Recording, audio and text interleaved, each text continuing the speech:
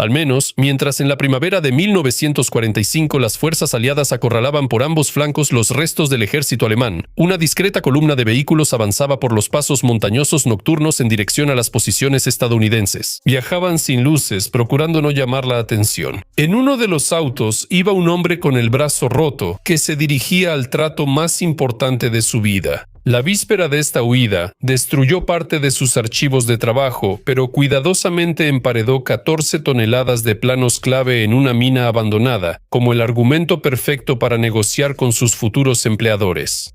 Este fugitivo se llamaba Wernher von Braun, y fue él quien, 24 años después, organizó para Estados Unidos el alunizaje, pero hoy dejaremos de lado los triunfos espaciales. Nuestro objetivo es observar la vida real de los creadores de los primeros misiles balísticos. Analizaremos cómo se organizaban la vida cotidiana y el horario laboral de los ingenieros de V1 y V2, qué sucedía en sus cómodos y cerrados asentamientos, y cómo funcionaba ese mecanismo de bloqueo psicológico que les permitía diseñar apasionadamente el futuro en las cavernas de la montaña de Konstein. Hola a todos, me llamo Semyon y están en el canal History Show. Declaro inaugurada la sección ¿Cómo vivían? Comenzamos.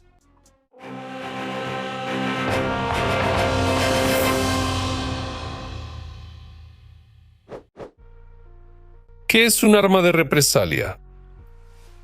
El término Vergeltungswaffe, arma de represalia, fue inventado por el Ministerio de Propaganda del Tercer Reich y puesto en circulación exactamente en el momento en que la aviación aliada comenzó a bombardear sistemáticamente los centros industriales alemanes. El Reich necesitaba urgentemente un arma capaz de alcanzar Londres sin utilizar bombarderos y sin perder a sus propios pilotos, de los cuales ya había una escasez crítica. Para esta tarea se adaptaron dos tecnologías diferentes. El V1 era un bomba voladora barata que destacaba por su producción masiva y el aterrador sonido de su motor pulsante, pero el V2 fue un verdadero salto tecnológico, un misil balístico de 14 metros que caía desde la estratosfera a velocidad supersónica, lo que hacía que cualquier sistema de defensa aérea de la época fuera absolutamente inútil. La cúpula nazi vendía a la población cansada la idea de que precisamente estas armas milagrosas por sí solas cambiarían el curso de la guerra. Pero para que el mito propagandístico se convirtiera en toneladas reales de metal y explosivos cayendo sobre las ciudades británicas, se necesitaba a alguien capaz de hacer que esa física funcionara.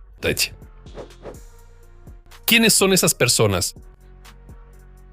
El cohete A4, que más tarde sería el V2, fue creado por todo un grupo de especialistas, cada uno de los cuales se encargaba de una parte del proyecto, y sin cualquiera de ellos el programa simplemente no habría avanzado.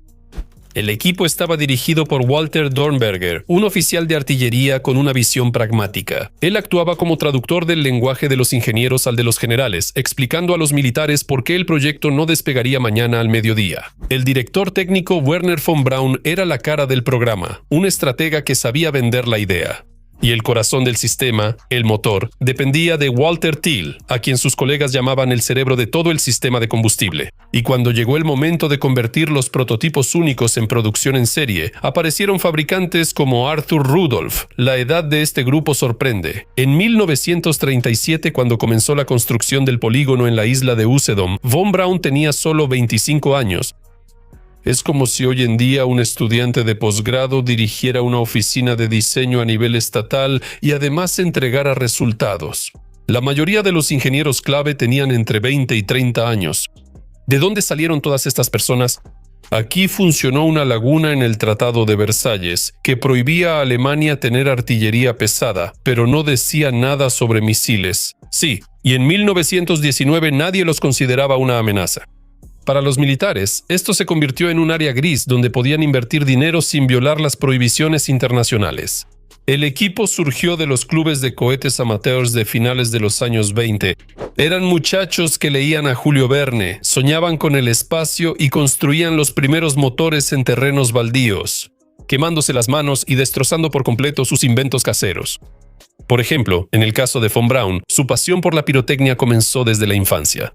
Una vez le puso fuegos artificiales a un carrito de juguete y causó un caos en la calle, por lo que terminó siendo llevado a una comisaría.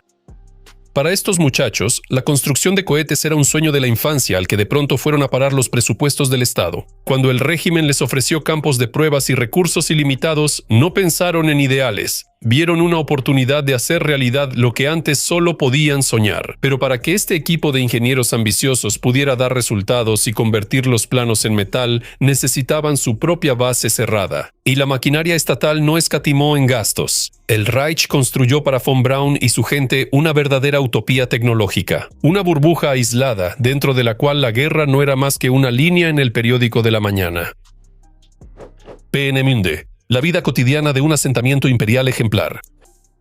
Todo este gigantesco complejo de investigación científica pasó a la historia bajo el nombre de Peenemünde, llamado así por una pequeña aldea en la isla de Usedom. Tanto el propio campo de pruebas como el asentamiento adyacente de Karlshagen, donde vivían los empleados, no se construyeron como un típico instalación militar cerrada, sino como una verdadera vitrina social del Reich. La idea era casi utópica, mostrar cómo, bajo el nacionalsocialismo, ingenieros y obreros vivían hombro con hombro en una única comunidad popular sin clases. En lugar de lúgubres barracas, los creadores de cohetes recibían las llaves de casas adosadas completas, con dormitorios separados, cocinas y jardines privados. La infraestructura de Karlshagen impresionaba. La tienda departamental local reemplazaba a toda una ciudad. Había mostradores de carne y lácteos, una librería, una peluquería e incluso su propio servicio de alquiler de autos. A los niños los llevaban a la escuela en autobuses especiales y 6.000 empleados iban gratis al trabajo cada mañana en tren eléctrico. Y cuando toda Alemania ya estaba usando estrictas tarjetas de racionamiento, los estantes de la tienda local estaban repletos de productos. Al equipo no le faltaba nada. Y a solo 15 minutos a pie de esos escaparates, había barracas de madera para los prisioneros. Dentro del perímetro fuertemente vigilado, con pases de varios niveles y colores, reinaba una libertad anómala para un estado totalitario. Los especialistas tomaban vacaciones tranquilamente, llamaban a sus familiares y juntos navegaban en yates por el Báltico. Pero no era posible mantener la motivación de miles de personas solo con raciones y deportes de vela. En junio de 1943, Dornberger pronunció un discurso magistral ante el equipo. La propaganda nazi en ella se mezcló con la idea del mesianismo tecnológico. Decía que ustedes no solo aprietan tuercas, son pioneros que están cambiando las reglas de la guerra y la paz. Este método funcionaba a la perfección, convirtiendo la agotadora rutina en una implicación personal en un avance histórico. Al mismo tiempo, el sistema de seguridad dividía estrictamente el proyecto en compartimentos aislados. La persona que ensamblaba los giroscopios podía pasar meses sin saber en qué estaban trabajando en el edificio de al lado. Algunos ingenieros se dieron cuenta del verdadero propósito de su trabajo solo al final de la guerra. El ritmo de trabajo, las pruebas, los fracasos y el precio del error. El régimen de trabajo en Peenemünde se basaba en contrastes duros. Meses de cálculos y dibujos rutinarios eran abruptamente reemplazados por periodos de trabajo frenético. Durante el periodo de pruebas, la plataforma número 7, la plataforma principal del polígono, rugía día y noche sin parar. Cada lanzamiento consumía sumas colosales solo por unos segundos de telemetría. Estas pequeñas cantidades de datos debían ser registradas, descifradas y aplicadas de inmediato para el siguiente lanzamiento. Después de cada lanzamiento fallido comenzaba el análisis, y muchas veces era durante la noche, sin pausa para dormir. Dormenger recordaba a von Braun después de esos accidentes, sombrío, abatido, pero ya a los 10 minutos reunía al equipo para una lluvia de ideas urgente. Si encontraban el defecto rápidamente, seguían adelante. Si no, ensamblaban un nuevo cohete esperando que la próxima catástrofe les diera más información. Hasta finales de 1942, las explosiones en el lanzamiento se consideraban pérdidas normales del proceso. Era el método de prueba y error sin el cual no se puede construir nueva tecnología. Pero luego Hitler eleva el V2 al estatus de máxima prioridad estatal. Las reglas del juego cambian al instante, y una falla técnica ahora dejaba de ser simplemente un experimento fallido y se convertía en motivo para la intervención de las SS y revisiones de lealtad. El momento decisivo llegó en 1944. La Gestapo arrestó a von Braun y a otros 2 ingenieros. Los acusaron de no ser lo suficientemente leales a los objetivos del Reich y de hablar sobre cohetes para vuelos espaciales. Ese mismo sueño juvenil sobre las estrellas, por el cual estas personas se dedicaron a la construcción de cohetes, se convirtió en un causa penal. Y a Dornberger le tocó ir personalmente con Hitler para defender a sus colegas, pero no se podía llegar a un acuerdo con todos. En la noche del 18 de agosto de 1943, la aviación británica realizó un bombardeo en alfombra sobre Peenemünde. Bajo los escombros muere Walter Thiel, el mismo cerebro detrás del sistema de propulsión. Esta pérdida causó un daño irreparable al proyecto. La experiencia única en el ajuste de las cámaras de combustión y las turbobombas se fue con él, lo que retrasó críticamente el perfeccionamiento del motor. El traslado al subsuelo y la ceguera profesional.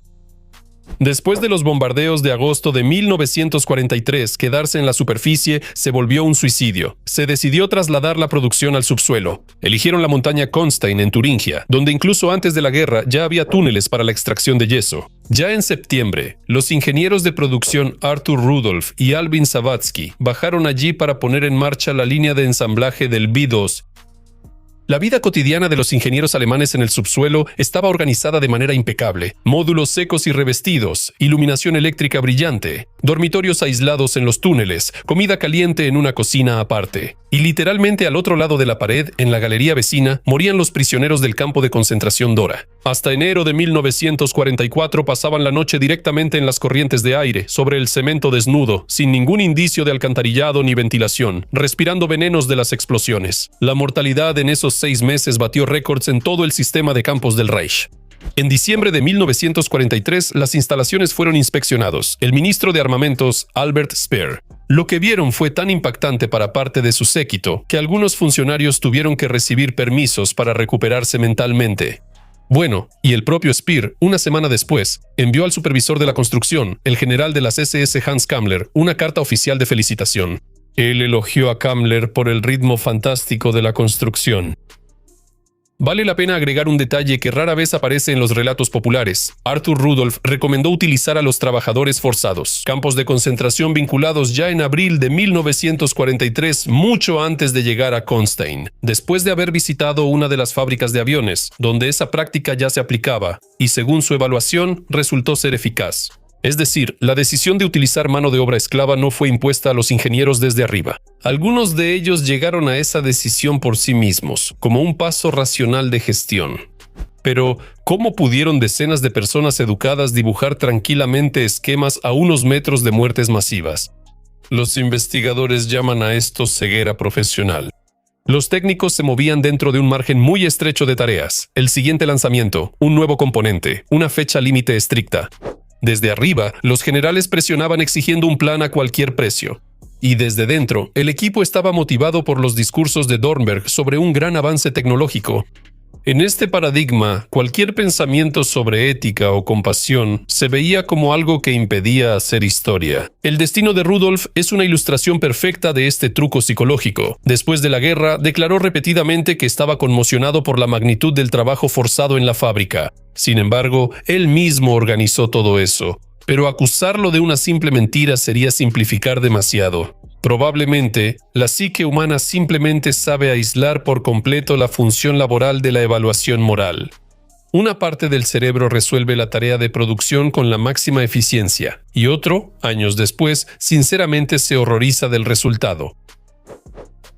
El final de Peenemünde y la gran desaparición. Para la primavera de 1945, el resultado de la guerra era evidente para cualquiera que supiera leer los informes. Desde el este avanza el Ejército Rojo, desde el oeste presionan los estadounidenses y británicos. El 4 de mayo, las tropas soviéticas entrarán en Peenemünde, pero solo encontrarán talleres vacíos. Para ese momento, el equipo de ingenieros de cohetes ya se habrá esfumado. La evacuación se preparó varios meses antes del final.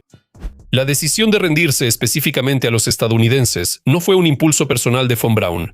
Todos esos muchachos, Dornberger, Rudolph y Braun, evaluaron los riesgos de la manera más pragmática posible. Los británicos, que habían estado bajo los ataques de la V2 en Londres durante meses, claramente no los habrían recibido con flores. La opción soviética también fue descartada.